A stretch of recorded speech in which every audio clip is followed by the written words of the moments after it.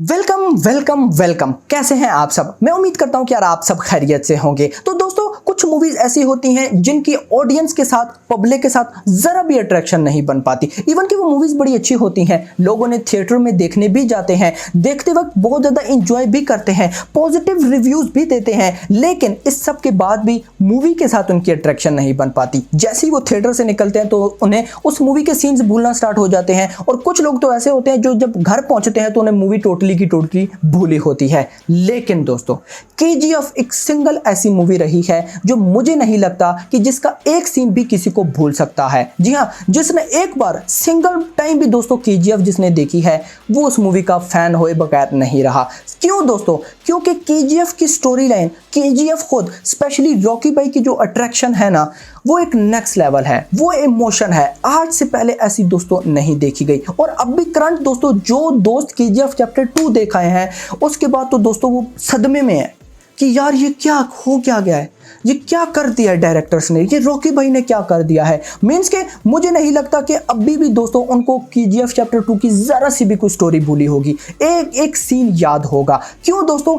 Of course ये होती है दोस्तों अट्रैक्शन जो कि सिर्फ और सिर्फ केजीएफ के साथ है। देखिए दोस्तों, अगर मैं अपना पर्सनल बताऊं तो मेरी लाइफ में दो ऐसी मूवीज रही हैं जो मुझे कभी भी नहीं भूल सकती। एक है दोस्तों केजीएफ 1, 2 दोनों, केजीएफ, और दूसरी है दोस्तों एवेंजर्स एंड गेम। मेरी लाइफ में ये दो ऐसी मूवीज रही हैं जो मुझे नहीं लगता कि आने वाली टाइम में भी ये मुझे कभी भूल पाएंगी। आपकी लाइफ में कोई ऐसी मूवीज ना तो नीचे मेंशन जरूर कीजिएगा। खैर दोस्तों, अब देखिए केजीएफ चैप्टर 2 की ड्यूरेशन थी ऑलमोस्ट 3 आवर्स, लेकिन जिस टाइप की ऑडियंस, मतलब कि जिस तरह से ऑडियंस इसे देख रही थी, देखते वक्त इसमें फुल खोई हुई थी, इमोशंस देख रही थी, तो अगर मूवी की लेंथ 3 आवर्स की बजाय 5 आवर्स की भी होती तो ऑडियंस खुशी से देखती। ऑडियंस कहती कि और लाओ, मूवी की 5 आवर्स नहीं 10 आवर्स दो। क्यों दोस्तों? अट्रैक्शन है। अब दोस्तों जब ऐसी अट्रैक्शन, ऐसी इमोशंस वाली मूवीज होती हैं तो उनकी स्टोरी लाइन को कभी भी खत्म नहीं किया जाता, कभी लाइफ टाइम में खत्म नहीं किया। हाँ, कर दिया जाता है एक टाइम पे आके, लेकिन इतनी जल्दी नहीं किया जाता कि उसका सिंगल पार्ट आया, दूसरा आया, बस स्टोरी खत्म। ऐसा बिल्कुल भी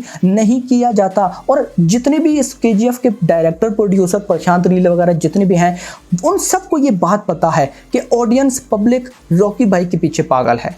वो रॉकी भाई को देखने के लिए कुछ भी कर सकती है। दैट्स वाई दोस्तों उन्होंने केजीएफ चैप्टर 2 के एंड पे ही एक ड्राफ्ट दिखा दिया था जिस पे लिखा हुआ था केजीएफ चैप्टर 3, जिससे कंफर्म हो गया था कि मूवी आने वाली है। यहां से दोस्तों एक बात तो कंफर्म है कि केजीएफ चैप्टर 3 आएगी। अब सबसे बड़ा क्वेश्चन ये है कि अगर तो आनी है तो भाई साहब रॉकी तो केजीएफ चैप्टर 2 के एंड पे मर गया था, तो वो कैसे जिंदा हो सकता है, कैसे हो सकता है? तो दोस्तों इस क्वेश्चन का आंसर मैं देने वाला हूं। कुछ ऐसे पॉइंट्स बताऊंगा जिससे आपको लगेगा भाई रॉकी भाई नहीं मर सकता, और एंड पे मैं आपको बताऊंगा कि केजीएफ चैप्टर 3 की स्टोरी में एग्जैक्ट आपको क्या देखने को मिलने वाला है। तो देखिए दोस्तों, अगर आपको याद हो तो केजीएफ चैप्टर 2 में एक सीन आता है। सबसे पहले एक सिंपल सा पॉइंट ले रहा हूं। एक सीन आता है जब रॉकी की माँ रॉकी को सुला रही होती है, तो रॉकी अपनी माँ को क्या कहता है कि मैं माँ कल तो सुबह तुम्हारे लिए दुनिया का सारा सोना ले आऊंगा।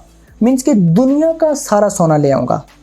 उस उधर केजीएफ की तो दोस्तों बात ही नहीं हुई, उधर बात ही दुनिया में जितना सोना है उसकी बात हो रही है। और अगर दोस्तों ये डायलॉग बोला गया है रॉकी भाई की तरफ से, तो मतलब इस डायलॉग में थोड़ा सा क्या बोल रहा हूँ, इस डायलॉग में दम है। फिर दोस्तों एक सीन आता है जब रॉकी भाई रबीका से मिलने जाता है और उसे वहां जाके कहता है कि अगर जंग हुई तो जीतूंगा मैं ही। यहां से दोस्तों साफ साफ क्लियर हो जाता है कि रॉकी को पहले से ही पता था कि जंग होगी, केजीएफ खत्म हो जाएगा, कुछ ऐसा होने वाला है, रबीका नहीं छोड़ेगी, ये पीछे हटने वाली नहीं है।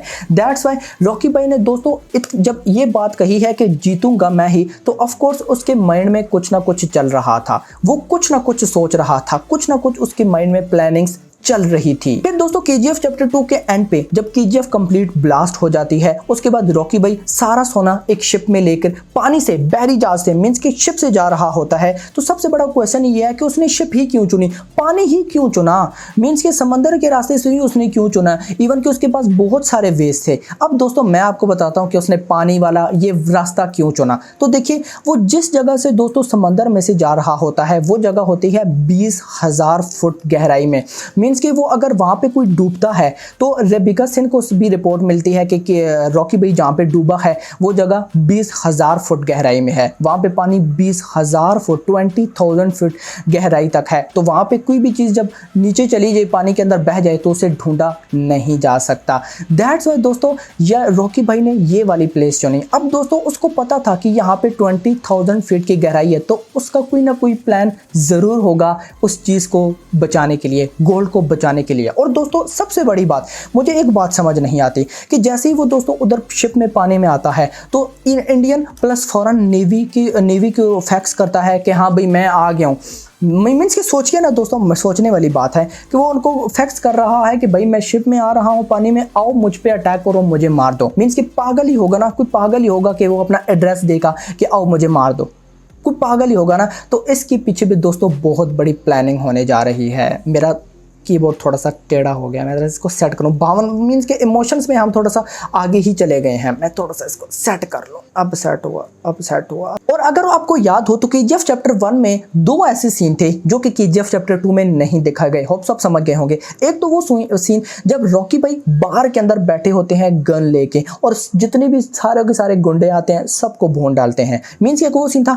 दूसरा पुलिस वाला, मीन्स के पुलिस वाला सीन जब रॉकी भाई को पकड़ लेते हैं। मीन्स के रॉकी भाई वहाँ पे जाके बैठ जाता है, फिर रॉकी भाई के गार्ड्स आते हैं, हेलीकॉप्टर्स आते हैं रॉकी भाई के आईडी लेके। तो दोस्तों वो 2 सीन नहीं दिखाए गए क्योंकि वो 1981 की टाइमलाइन थी। एक ये सीन।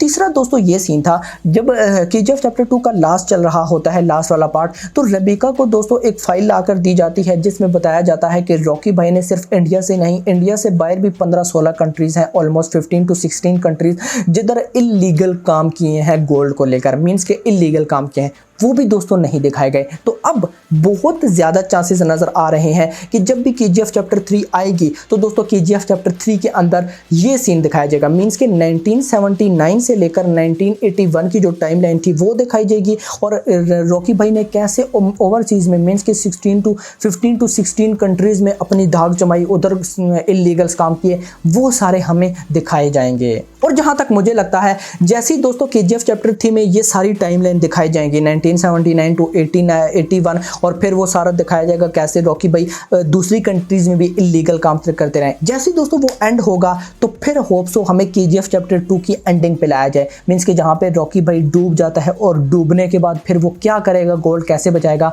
वो सारी चीज़ें मीन्स कि इस तरह की स्टोरी लाइन को घुमाया जाएगा। बहुत ज़्यादा चांसेस हैं कि ऐसा ही होने वाला है। आप लोगों को क्या लगता है, आप लोगों की क्या थिंकिंग है, क्या प्रेडिक्शन है कि क्या हो सकता है, नीचे कमेंट सेक्शन के अंदर जरूर बताइएगा। तो दोस्तों यही तब भी तक की छोटी सी वीडियो, तो वीडियो आपको पसंद ही होगी। अगली आने वाली वीडियो तक अपना ख्याल रखिएगा। थैंक्स फॉर वॉचिंग यार, अल्लाह हाफिज़।